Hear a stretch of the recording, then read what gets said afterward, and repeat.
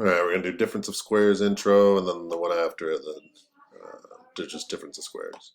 So this is factoring, but the difference of squares is when the middle terms cancel out, if you remember. So what I would do here, I would almost look at it backwards. I'm gonna start with this x squared minus 25.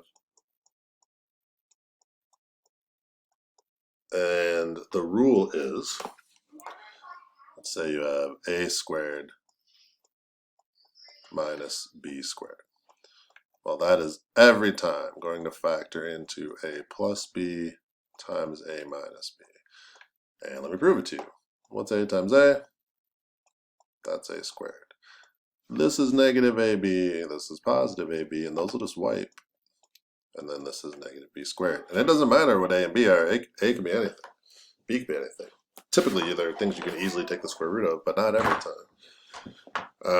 So I see that I know this is the difference of two squares because it is a binomial, first of all. There's only two pieces. And I can take the square root of both of them. So the square root of x squared is x. That goes in these two slots. Square root of 25 is 5. That's going to go in those two slots.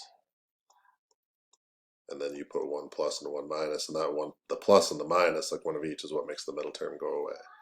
So the x plus 5 they had right there. What we just found was the x minus 5. And that's our answer. So same problem, just not with the area thing. But the same idea. So I know that it is a binomial, and I recognize that I can easily take the square roots of both of those pieces. The square root of x squared is x. The square root of 4 is 2. You throw a plus minus, and you are done. If you don't believe it's true, or if you want to convince yourself that it works, FOIL it. You will get what we started with. This is just like that first one. So you got your x squared minus 9. Factor it. Square root of x squared is x. Square root of 9 is 3. You got your plus and your minus. Well, the minus is the one that they showed us. So we found the other one, which is the x plus 3. All right, let's do difference of squares.